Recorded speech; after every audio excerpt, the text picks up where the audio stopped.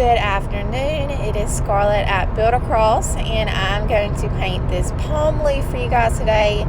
I am absolutely a fan of palms. It's probably no surprise. They're super tropical, so I love this simple palm. And I'm going to be using my Dixie Belle chalk paint, of course, and this is the color Kudzu.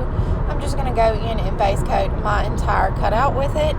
And this is a paint by line, so all the lines here for accenting and such are etched into the cutout, which I appreciate. It just makes it a little bit easier. You don't have to overthink the cutout. So I'm just going to start blending in some of the color Evergreen, and pretty much anytime I'm blending, I just put my two colors down, and then with that same brush, I usually wipe it off with a paper towel, but that same brush, I'll just start blending my colors together until I'm happy with the way it looks. Really, there's no perfect formula. Just make sure that your paints are wet.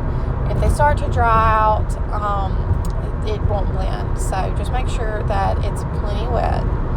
And then I'm going to go in with my heat gun that I've been using here lately, and I'm just going to dry everything enough for me to be able to do the outlining process.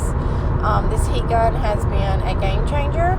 So easy to use and really saves time because I'm not having to sit this product aside and wait for it to dry. I'm able to go ahead and finish it right then, and that is so helpful. So this is a TechPo heat gun, but I have not used it long enough to say this is the best. It's the only one I've ever used, but so far I really like it.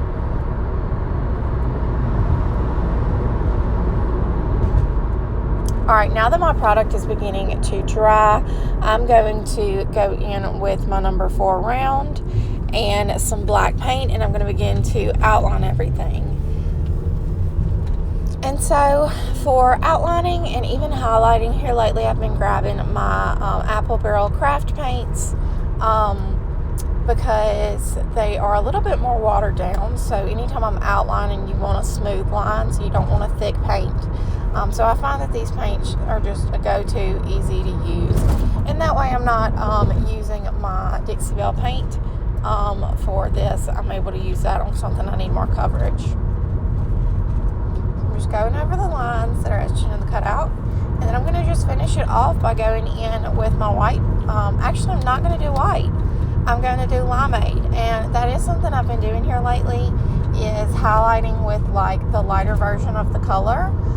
So it just gives it a different look, and I actually really like it. So I used a darker green, and then I highlighted it with a lighter green. And again, you guys, these are all Dixie Belle chalk paint colors, which you can purchase online at buildacross.com, along with this paint by line cutout. We also have the regular cutouts without the paint by lines, the brushes I used in this video, and the Sharpie marker that I use in some of my other videos, all available on buildacross.com. I really hope you guys enjoyed this video and have an absolutely wonderful day.